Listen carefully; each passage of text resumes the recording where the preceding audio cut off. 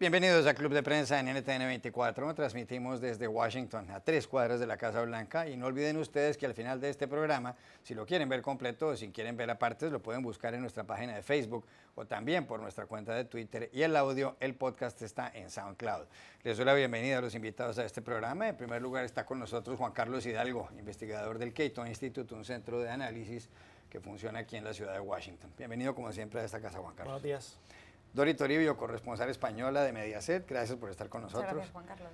Sebastián Rotela, reportero de ProPublica, bienvenido a esta casa. Buenos días. Y Xavier Vilá, corresponsal de Radio Francia Internacional, bienvenido también. ¿Qué tal, Juan Carlos? Bueno, y el Barcelona, campeón de la Liga en España. Qué buena corbata lleva usted hoy. Pues eso me tocó porque... Linda. Como ganó el Barça. Doblete. Solo el octavo en la historia del club, no está mal. Es un buen... Con entrenador nuevo, jugadores nuevos, una temporada maravillosa. Y la corbata de este señor es del Chelsea, del equipo inglés. Es del Chelsea, que hoy jugamos contra el Huddersfield Town. Estamos peleando el cuarto lugar de la ¿Alguien liga. conoce al Huddersfield Town? Bueno, es el equipo de Patrick Stewart, Es el verdad, actor. ¿no? Claro. Y los calcetines, las medias suyas también. Sí, esas sí no se pueden ver. No puede subir usted aquí la... Óigame, hay noticia muy importante en el mundo que tiene que ver con Irán. Incluso aparece aquí en la portada del periódico de New York Times, como en todas las portadas de todos los diarios del mundo. Y lo que ha pasado, y quiero empezar con Sebastián Rotela, es que el presidente de Estados Unidos decidió retirar a su país de ese acuerdo. Ese acuerdo se firmó en el año 2015 por los 5 miembros del Consejo de Seguridad más Alemania, es decir, Estados Unidos, el Reino Unido, Francia, Rusia y China, y Alemania. Y por virtud de ese pacto, lo que se convino es que Irán iba a reducir el enriquecimiento de uranio para poder conseguir armas nucleares, a cambio de que las grandes potencias levantaran las sanciones económicas contra Teherán. Es decir, hay empresas europeas, por ejemplo, que pueden tener negocios con Irán, Irán puede vender cierta cantidad de petróleo, puede tener acceso a algunos bancos internacionales a cambio de que estuviera reduciendo el uranio. Pero el señor Trump dijo desde la campaña que él no estaba de acuerdo con este pacto que fue suscrito en el gobierno anterior de Estados Unidos, en el de Barack Obama, cuando era secretario de Estado John Kerry. Desde distintas cancillerías y desde distintos gobiernos se han quejado por la decisión de Trump. Lo ha hecho Emmanuel Macron, el presidente de Francia, lo ha hecho Angela Merkel, la canciller federal alemana, lo ha hecho Theresa May, la primera ministra británica, y lo ha hecho también la señora Federica Mogherini, que es la jefa de la diplomacia de la Unión Europea. ¿Qué impacto puede tener para el panorama internacional esta determinación de Trump? Tiene un impacto fuerte y problemático, ¿no? O sea, es una situación, el contexto de una tensión cada vez más fuerte en Medio Oriente, donde tienes esta serie de actores, Hezbollah, Irán y Siria de un lado, Israel y Arabia Saudí y Estados Unidos de otro, frentes abiertos tanto en Siria como en Yemen. Y este acuerdo unía Occidente y hasta cierto punto la comunidad internacional, porque también estaban involucrados China y Rusia, en esta idea de frenar el programa nuclear de Irán. Era un acuerdo que tenía sus debilidades, mucha gente dice, inclusive gente que era a favor de él, pero desde luego parecía que los iraníes lo estaban cumpliendo. Trump desde el principio, como dijiste, dijo que no le gustaba nada, y no le gustaba porque era un acuerdo hecho por Obama y porque él siempre ha querido mostrar más dureza con Irán y siempre ha habido un lobby de halcones contra Irán en Washington. Ahora, el problema es que creas estas tensiones que ya están muy fuertes y muy complicadas en Medio Oriente y creas mucha división en lo que es una alianza occidental, o sea, Estados Unidos y Europa cada vez más debilitada y con mucho más conflicto. Y mucha gente que critica Trump dice, porque él dice, bueno, hemos tomado esta decisión porque Irán está todavía metido en el tema de mucha agresión, terrorismo y todo eso. Pero lo que es extraño es que no se buscaron una forma de usar este acuerdo o usar la amenaza de romperlo para poner presión sobre Irán. Sacando a Estados Unidos del acuerdo, uno ve difícilmente cómo puede aumentar la presión y sobre todo ahora deja en las manos de los europeos la idea de rescatar algo que no sé qué va a ser. El problema con Trump es que hablan de sus capacidades como hombre que negocia, pero ahí lo que podía ser una herramienta, una arma para negociar, se ha roto el acuerdo y ahora tenemos un poco ¿qué viene ahora? ¿No? O sea, va a venir más presión sobre Irán, que no sería una mala cosa, pero la cosa que parecía hacer Irán era cumplir con ese acuerdo hasta ahora, ¿no? Entonces, es un poco, parece el remedio equivocado para el problema equivocado y hay mucha incertidumbre de lo que va a pasar ahora. Justamente uno de los puntos del acuerdo, Dori, tenía que ver con que Irán permitía que hubiera unas inspecciones permanentes y aparentemente eso estaba ocurriendo. ¿Podrán los europeos salvar lo que queda de este acuerdo con Irán?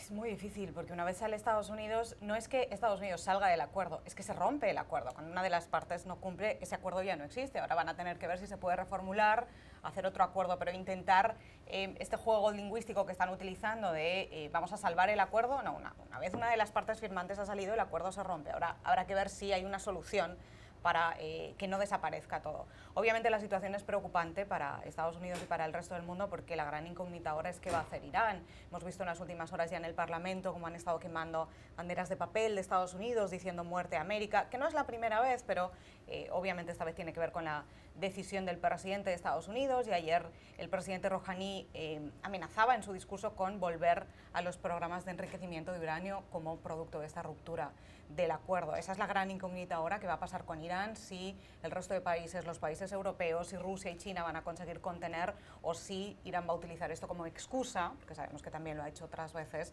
para avanzar con sus programas nucleares y con sus ansias nucleares. Para mí, la visión que yo tengo de esta decisión que ha tomado el presidente de Estados Unidos es que él lo hace en clave doméstica, él lo hace para cumplir su gran promesa, una de sus grandes promesas electorales, algo que siempre dijo que haría. Y además está la doble cara de otro de los motores que sigue el presidente Trump para tomar muchas de sus decisiones, que es acabar con políticas que firmó Barack Obama en su día. Lo hemos visto con el TPP, lo vimos con el Acuerdo de París contra el cambio climático y ahora llega este asunto también con el acuerdo nuclear de Irán. Y me parece importante subrayar esto porque a medida que vamos a ir viendo a corto plazo cuáles son las consecuencias de la decisión del presidente de Estados Unidos, que obviamente le dejan más aislado a Estados Unidos en el mundo después de las sucesivas decisiones como por ejemplo el Acuerdo de París. Esto hace que Estados Unidos se aleje de aliados importantes de Europa como Francia, Alemania y Reino Unido, pero además hay que verlo en clave doméstica, sí, que es como por ejemplo el presidente Macron dijo cuando estuvo aquí en la Casa Blanca. Esto hay que ver las decisiones del presidente. Y hago esta reflexión porque durante las últimas semanas hemos estado diciendo, bueno, parece que va a decir que sí, bueno, parece que va a decir que no, parece que Merkel le ha convencido, que Macron le ha convencido, y la realidad es que no. Y ya creo que es hora de que nos demos cuenta de esto porque fue exactamente el mismo patrón con el Acuerdo de París. El presidente Trump, en los asuntos importantes que ha prometido en serio durante la campaña, no cambia de idea.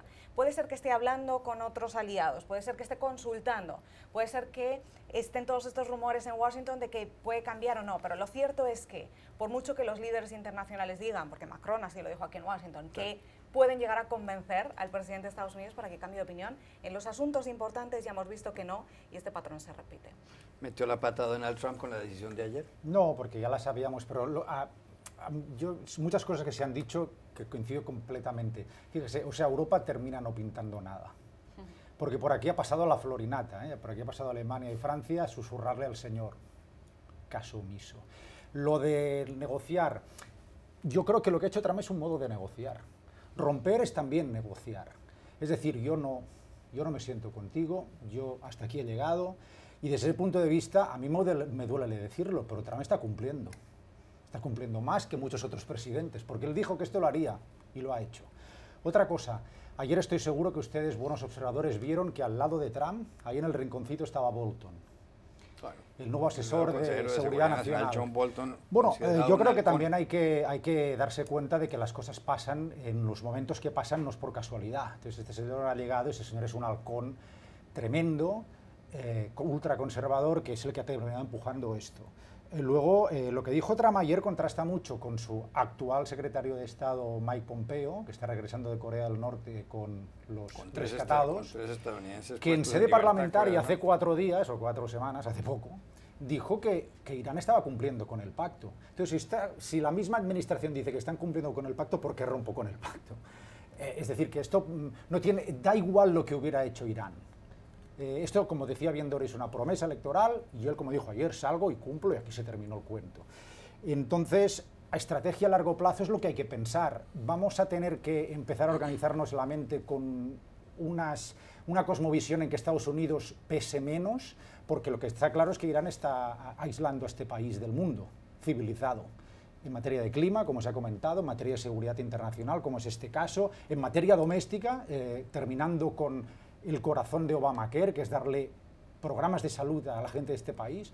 Entonces, ¿cómo se arreglan los asuntos internacionales de futuro? ¿Hay que contar menos con Estados Unidos? Esta quizás es la pregunta del millón.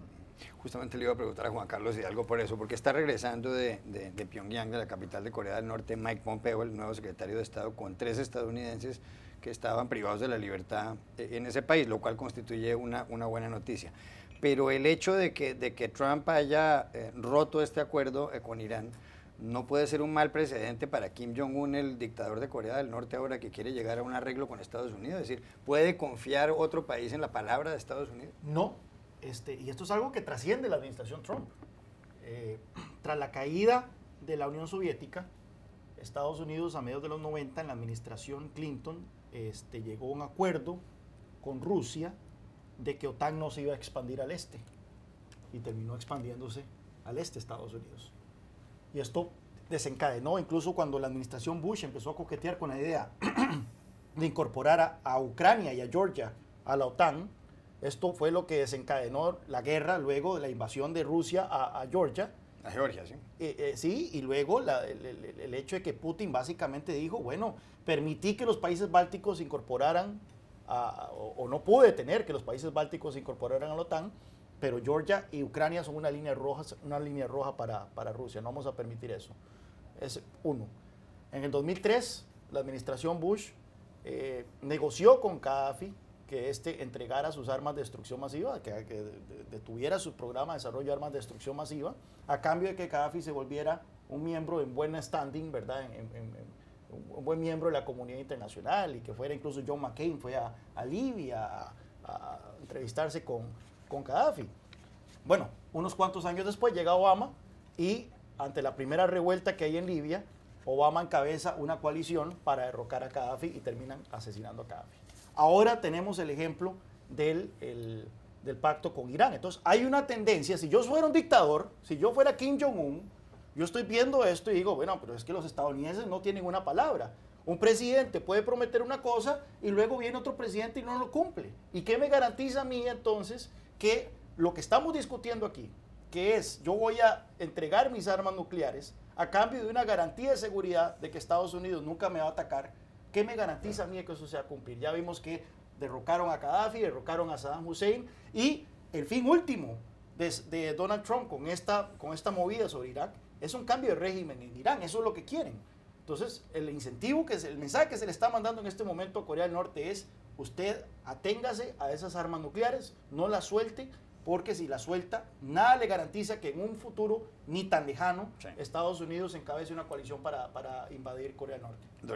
Y no solo que ahora el resto de países, aunque no estoy segura de Corea del Norte, porque precisamente Kim Jong-un es uno de los líderes que nunca cumplen con su palabra, quizá eso le haga admirar más a Trump que menos. Es que sea Estados Unidos el único país que no cumple. Pero es cierto que esto pone un interrogante a partir de ahora en la palabra de Estados Unidos, pero no solo la palabra, sino las razones, porque recordemos que las razones que da el presidente de Estados Unidos es que Irán miente, y ha mentido siempre, cuando la Organización Internacional de la Energía Atómica ha dicho que no, que hasta ahora Irán estaba cumpliendo su parte del acuerdo, cuando se le hemos escuchado a este secretario de Estado y al anterior Tillerson, cuando se le hemos escuchado a muchos republicanos en el Congreso. Es decir, esta parte es la que Donald Trump niega, de ahí el comunicado ayer de Barack Obama, un comunicado muy inusual del expresidente de Estados Unidos, muy duro con la decisión de Trump, diciendo no podemos basar las decisiones de un país como Estados Unidos en opiniones y no en datos, porque esto a partir de ahora también es un argumento para que dude la comunidad internacional, no solo la palabra de Estados Unidos, sino las razones que utiliza para tomar las decisiones. Y es que hay un punto aquí, cuando hablamos de Irán, estamos pensando que Irán es un actor monolítico, cuando en Irán también hay actores internos. ¿Verdad? O sea, está la línea dura, y después está la línea un poco más moderada, representada por el presidente Rouhani. La línea dura siempre se opuso al acuerdo con Irán, diciendo no se puede confiar, con Estados Unidos diciendo no se puede confiar en Washington. Oye, y ahora la línea dura ha salido redimida de esta actitud de Donald Trump. Y ahora entendemos la comparecencia de Netanyahu hace una semana, esa puesta en escena en inglés, con los PowerPoints, y venían a sustentar la decisión que después iba a tomar Trump. Ya regresamos a Club de Prensa.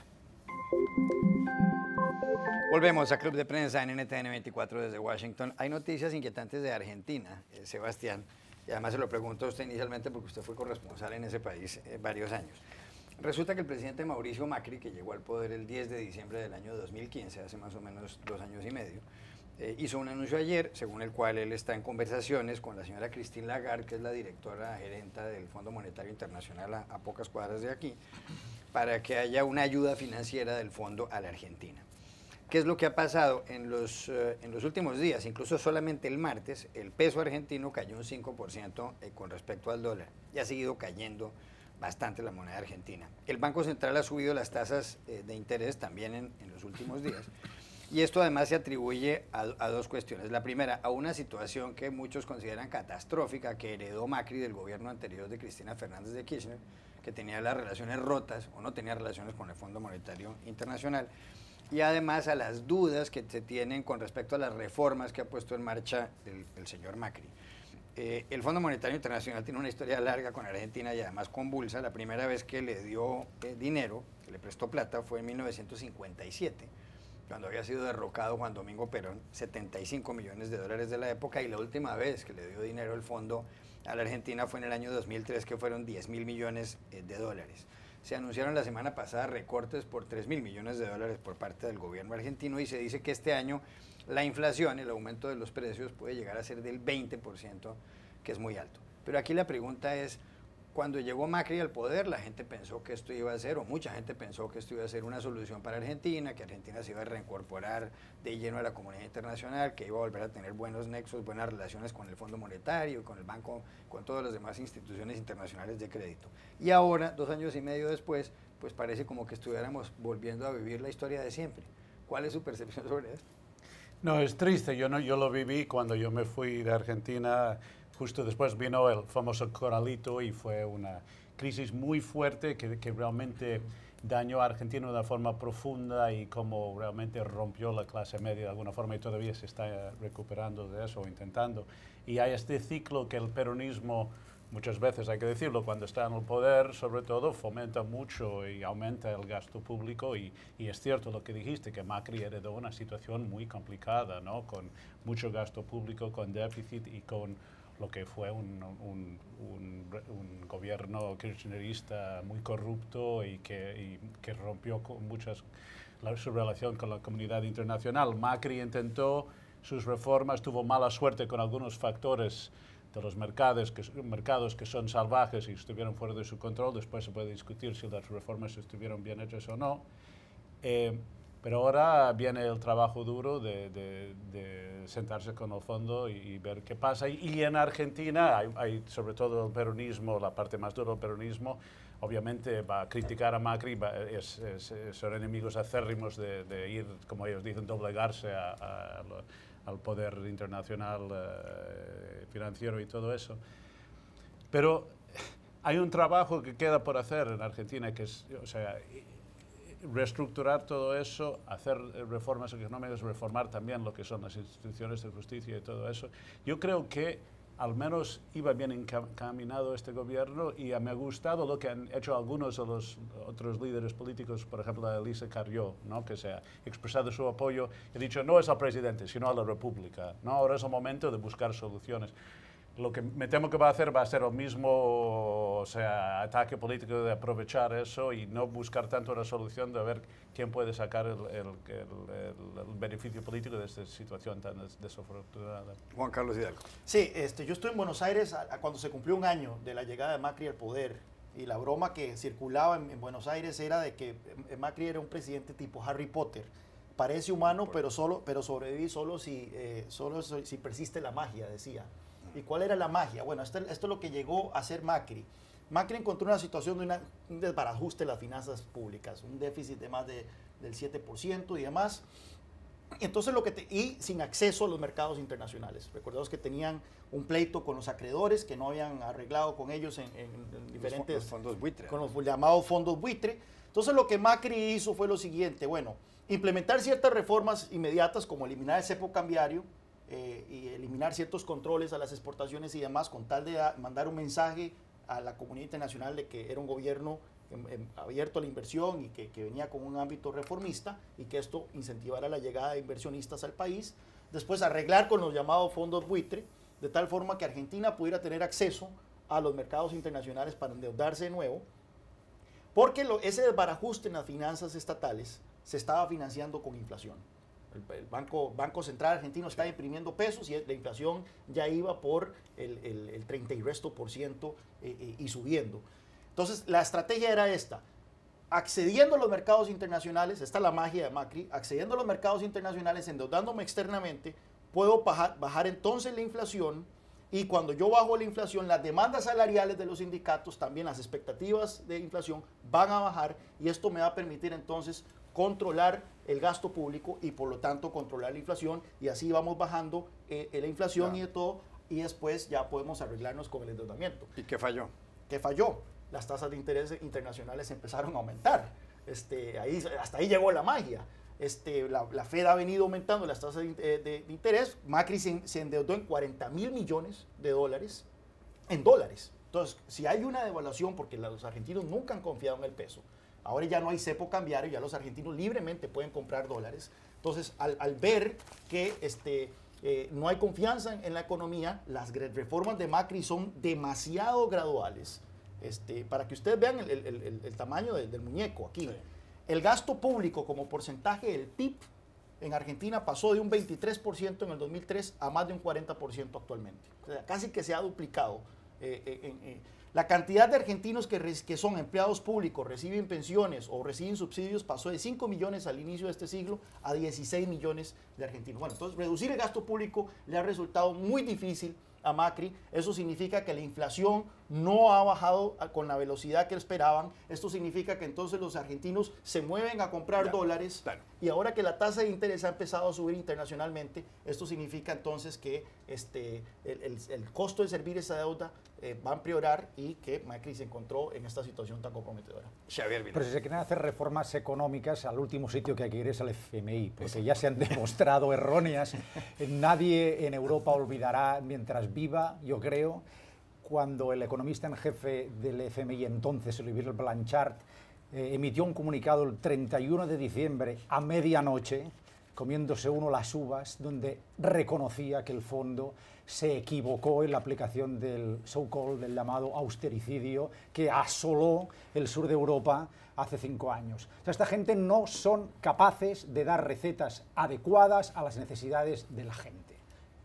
Punto. Y están aquí al lado, como usted decía, 2 cuadras, sí, viviendo la vida estupendos y ganando un sueldo que el de la directora gerente, en este caso Christine Lagarde, sube a $500.000 anuales, exenta de impuestos, le pagan las escuelas privadas a sus descendientes, en fin, un escándalo.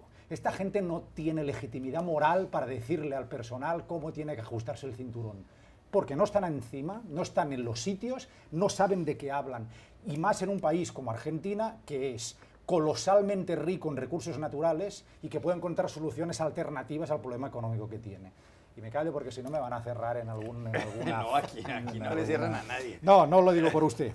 Pero bueno, entiéndame, es decir, este orden mundial económico que salió de la Segunda Guerra Mundial con la creación del Banco Mundial FMI, esto es arcaico, caduco y no funciona. Estamos en el mundo de Bitcoin. ¿Qué me cuenta un tipo aquí, un macroeconomista en Dupont Circle o en donde estén, aquí en la calle 18?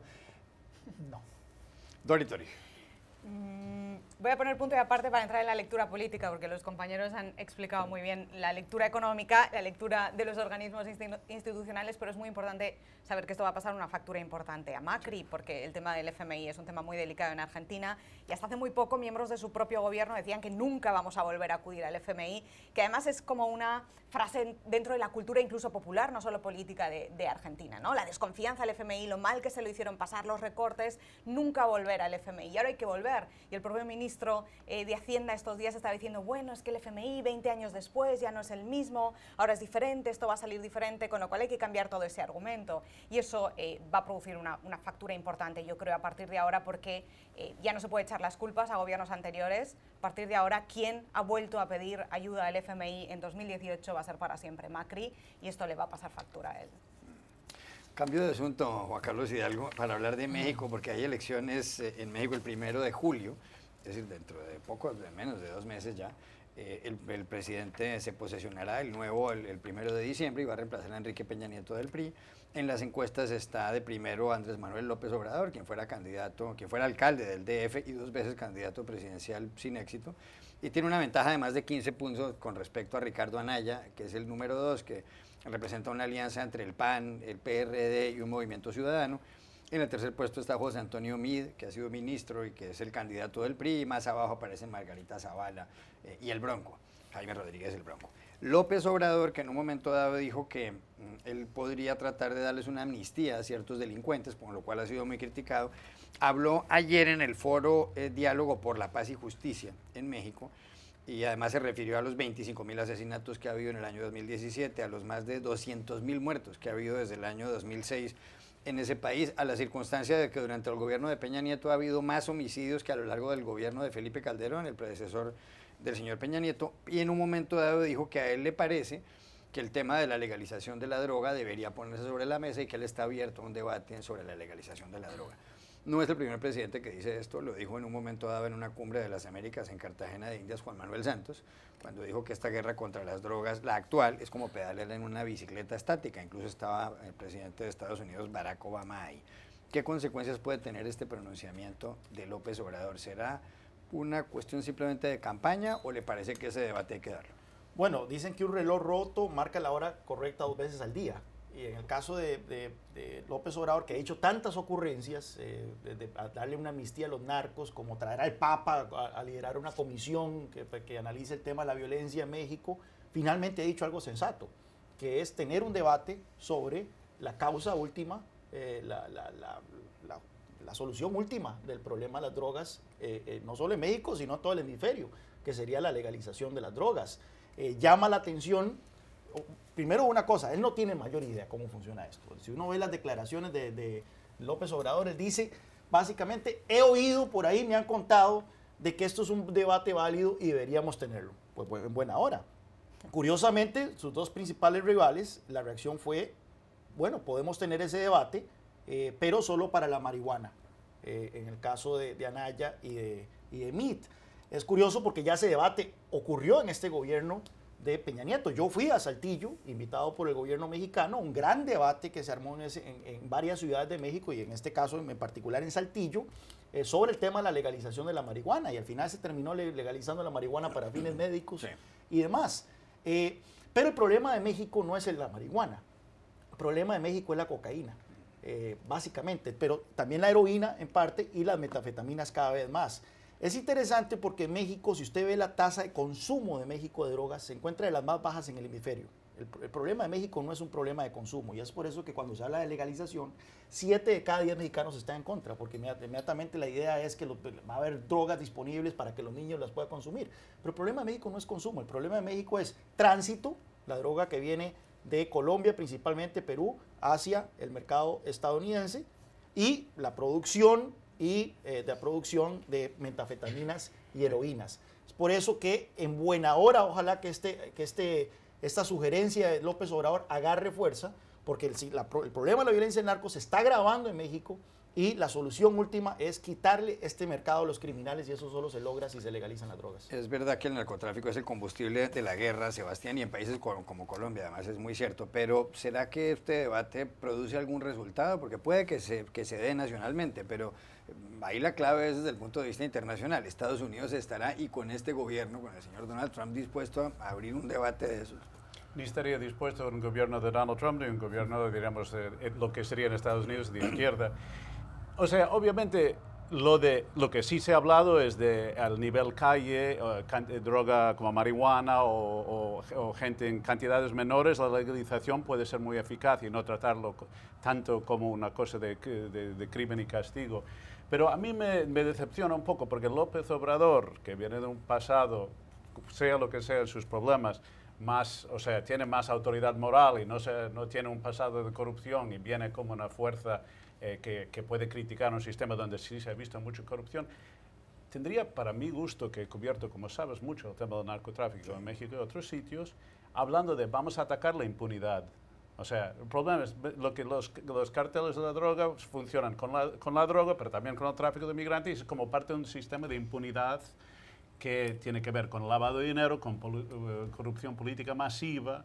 El lavado de dinero realmente nunca se ha atacado en México. Se tendría que plantear, vamos a atacar el lavado de dinero de verdad, con la ayuda de Estados Unidos, porque parte del lavado de dinero pasa en Estados Unidos, ¿no? Vamos a exigir a los americanos que también se enfrentan a eso ahí. Atacar el tema de las armas, atacar el tema de una élite que aprovecha la impunidad, o sea, a todos los niveles. Y hacer la carpintería dura, que es crear un sistema de justicia eficaz, una policía seria, ¿no? O sea, hacer lo que se hizo en Colombia. Colombia sigue siendo un problema del narcotráfico, sí, pero es indiscutible que se hizo una lucha frontal contra los señores de la droga y la FARC y se ganó. Y ha bajado el crimen, y bajado el asesinato, y bajado el secuestro, y se puede moverse de un país de una forma que no se hacía antes. Y creo que México tendría la capacidad para plantearse eso, pero hace falta una figura fuerte que viene de fuera, que no tiene el historial que tienen los otros partidos, como López Obrador, para plantearlo. Desde luego, perder el tiempo con ese debate no me parece lo más atinado. Lolita Lee. Sebastián utilizaba una expresión que me parece la que resume todo. Si se va a tener este debate, hay que tenerlo de verdad.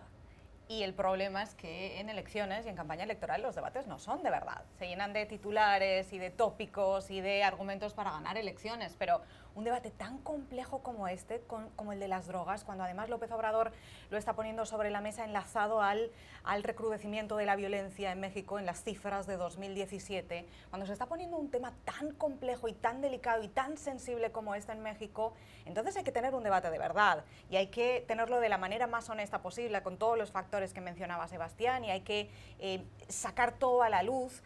Y yo no estoy segura que un debate así, con esa profundidad y con esa honestidad y produciendo resultados, se pueda tener en medio de una campaña electoral como esta, donde además las cosas están tan complicadas. Esa es la parte que me preocupa, porque además, como sabemos, López Obrador tiende a afrontar problemas muy complejos con recetas muy sencillas, por no decir simplistas, como cuando dice que él va a combatir la corrupción en México limpiando una escalera. ¿Cómo se limpia una escalera? De arriba abajo. Sí, pero ¿cómo?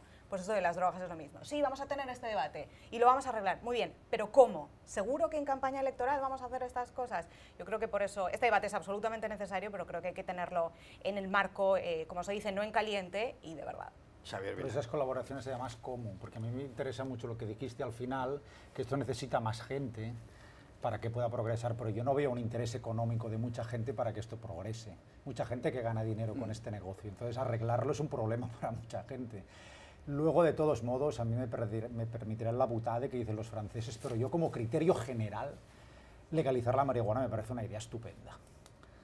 Me parece... Hay muchísima gente de acuerdo en las encuestas de muchos países. Además. Sí, solo veo ventajas, sobre todo desde un punto de vista medicinal, claro, para paliar determinados problemas. Lo que pasa es que el demonio está en los detalles y cada país, como muy bien ha comentado aquí Juan Carlos, seguramente México tiene unas particularidades de un consumo de determinados productos distinto a otros países, y a lo mejor esto que digo yo no vale para esa realidad, lo ignoro. Lo que digo, hablo del criterio general. Sí. Y en Estados Unidos se ha demostrado, en Estados Unidos se ha legalizado en distintos estados y la cosa está funcionando bien, con pequeños problemas. Ayer escuchaba una historia muy interesante en NPR, la Radio Pública Nacional, que decían que los policías de tráfico del estado de Colorado se están hartando de detener a tipos que van metidos de marihuana hasta arriba conduciendo, porque se ha legalizado y entonces esto ahora es Hollywood. Y los bancos además, ¿no? Efectivamente. No todos los bancos aceptan el dinero de o la sea marihuana. que, claro, cualquier cambio de este tipo necesita luego una regulación y darle seguimiento, pero controlado, autorizado, vendido en sitios registrados y todo. Oiga, además lo que relaja, madre mía. El tema ahí es si uno ve cuál es la fuente del problema.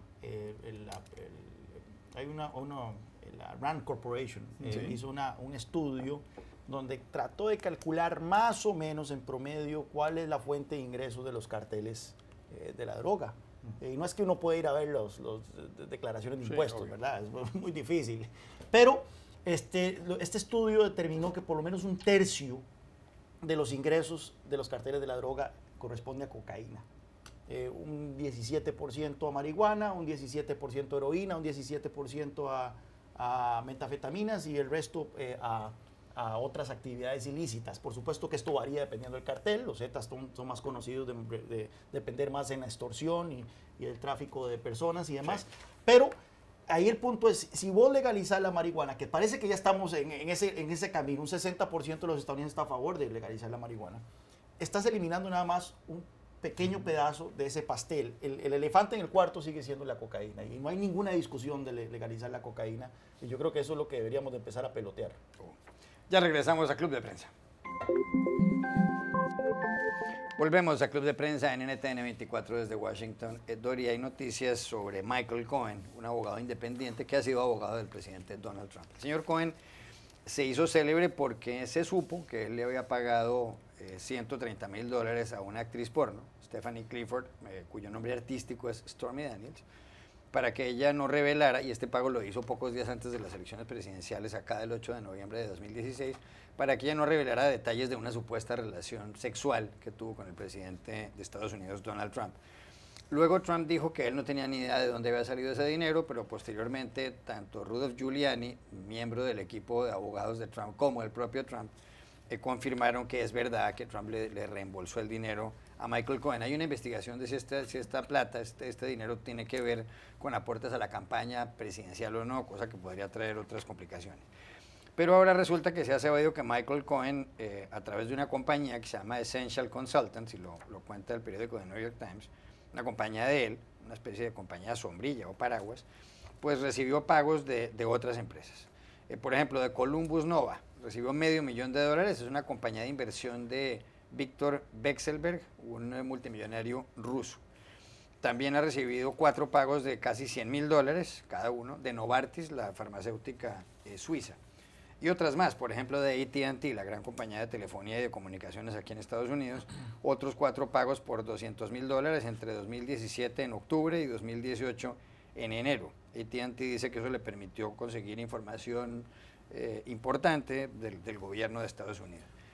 ¿Qué puede concluir uno de todo esto? Que el abogado del presidente Donald Trump tenga una compañía, esté recibiendo dineros de otras para que le hagan trámites por ahí, ¿no es un poco raro?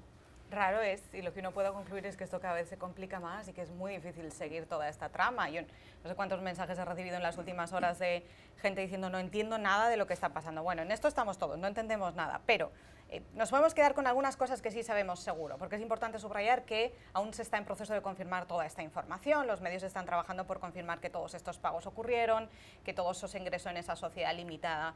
Es importante subrayar que es la primera vez que confluyen los dos grandes escándalos, que sería el de la trama rusa, la interferencia electoral de Rusia en las elecciones y el escándalo de la actriz porno Stormy Daniels. Y además confluyen, presuntamente, porque insisto, aún falta por confirmar mucho de esta información, confluyen en un solo tuit, que es el que lanza anoche el abogado de Stormy Daniels, Avenatti, diciendo, ojo, tengo estos documentos que no hemos visto, solo han visto algunos medios como New York Times, él no presenta pruebas, solo algunos medios concretos, pero dice, tengo estos documentos que dicen que el abogado personal de Donald Trump, Michael Cohen, recibió $500,000 de un oligarca ruso, de este oligarca ruso que mencionabas, a través de una filial de su compañía rusa aquí en Estados Unidos, que es Columbus Nova, y que ese dinero fue a la misma sociedad limitada con la que pagó $130,000 a mi cliente, a Stormy Daniels, por lo que concluyo que ese dinero ruso sirvió para pagar a mi cliente y he pedido que esto se investigue. Ahí es cuando salta la liebre y todos los medios empiezan a confirmar. Y en esos documentos que provee el abogado de Stormy Daniels a los medios, NBC,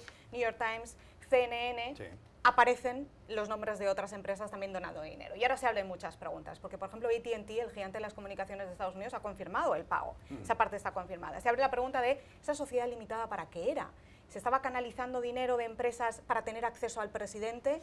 Es cierto que hubo una alarma al Departamento del Tesoro, como están publicando algunos medios hoy, de que esta empresa estaba gestionando operaciones muy extrañas con vínculo al presidente de Estados Unidos. Ahora esto abre muchísimas preguntas y según dicen algunos medios, Mueller está investigando esto también, con lo cual estamos ante un nuevo panorama de incertidumbre. Sebastián Rotela. Otra vez, los que hemos intentado trabajar en ese tema de lo que es el tema mafia rusa, tema oligarcas, gobierno, espías rusos, que todo se mezcla un poco, la interferencia en la campaña, la corrupción posible, todo eso. Siempre hay más humo. La gran pregunta es cuánto fuego hay debajo de ese humo. Lo que sí hay, y es cierto, si te pones a investigar, es llamativo que en todo el historial de Trump, y esto es otro dato más, esta conexión en que hay un oligarca ruso que tiene un primo americano que es el que maneja esta empresa, ¿no? Y que es un primo americano que también ha dado dinero a la campaña de Trump, ¿no? Es solo un ejemplo. Si tú miras, por ejemplo, la cantidad de mafiosos confirmados, y cuando digo confirmados porque han sido asesinados, encarcelados o tienen órdenes de búsqueda activa, Sí. que han vivido en la Torre Trump, ¿no? O tienen vínculos a la Torre Trump en los últimos años, es muy llamativo. El mismo Cohen, este abogado, el New York Times hizo un retrato muy en profundidad de él y su familia el otro día, en que otra vez el ambiente mafioso ruso está muy cercano. Ahí tenemos que ir con mucho cuidado, decir qué ha hecho o no, porque todo puede ser legal, pero la sombra de o oligarcas o mafiosos rusos se acerca en muchos lados. Y damos otro ejemplo, el director de la campaña de Trump, Manafort, Sí. Y sus conexiones con gente, o sea, confirmada, oligarcas o mafiosos, ¿no? Entonces, aquí todo el mundo salta, todos saltamos y siempre nos tiran un trocito de carne y saltamos, pero hay que ir con mucho cuidado. Finalmente, la persona que está repartiendo esta información es el abogado de Stormy Daniels, De la que actriz porno. tiene sus propios intereses, ¿no? No es un paladín de la justicia, pero es un abogado que representa ciertos Y intereses. a que le encanta la televisión. Y que le además. encanta la televisión. Sí. Pero, otra vez, tú puedes ver, sí, es cierto que el Mueller, que tiene algunos de los mejores expertos en Estados Unidos, de investigadores y fiscales sobre temas de mafia rusa y de contrainteligencia en su equipo, si están mucho allá de nosotros en eso, habrán ya o visto que hay algo muy sólido aquí, lo están persiguiendo, o lo han descartado y estamos todos aquí haciendo un ejercicio finalmente no muy útil. 40 segundos. Solo diré brevemente que ojalá el fiscal especial Mueller ya dé algún detalle del progreso de su investigación, porque ya lleva mucho tiempo, no sabemos nada oficial y se acercan las elecciones de medio término en noviembre, y mientras más se acerque lo que tenga que decir Mueller a esas elecciones, más contaminada va a ser la información que le emita, porque se va a vincular con intereses electorales. O sea, que saque ya algo y a lo mejor aclaramos un poquito este entuerto. Últimos 40 segundos. Sí, se ha hablado mucho de que hay mucho humo y poco fuego, ¿verdad? Pero aquí ya vemos un halo de fuego propio del volcán este de Hawái, que está explotando en este momento, porque si se confirman estos pagos, esto es Republiqueta Bananera 101, o sea, las empresas pagándole al consigliere y el presidente, al abogado personal del presidente, para tener acceso de alguna manera, porque eso es lo que AT&T confirmó ya, que era para tener acceso a una visión, a información de la administración Trump. En Corea del Sur la presidenta fue destituida por un caso similar. Tenía una asesora, una confidente, que recibía pagos de empresas, incluyendo Samsung, para que tener acceso a la presidenta, y por eso fue destituida y actualmente está en la cárcel. Así que, bueno, yo creo que aquí estamos ante una situación muy grave. Pero 15 segundos. Por delimitar el fuego, es que además de que las empresas están pagando dinero y después se han concertado reuniones con el presidente, que eso ya está confirmado en el caso de Novartis y de AT&T, Sí. también tenemos el caso del oligarca ruso, de Viktor Vekselberg, que estaba en la lista de las recientes sanciones de la administración Trump por la interferencia rusa. Es decir, que al mismo tiempo que está pagando al presidente, supuestamente, está dentro de la lista del Departamento del Tesoro de rusos sancionados por interferir en las elecciones de Estados Unidos. Ahí hay parte de fuego también. Ya regresamos a Club de Prensa. Volvemos a Club de Prensa en NTN 24 para despedirnos porque se acabó el tiempo. Gracias Juan Carlos Hidalgo, Dorito Uribe y Sebastián Rotella y Xavier Vila por haber estado aquí. Y a ustedes los espero mañana nuevamente en Club de Prensa.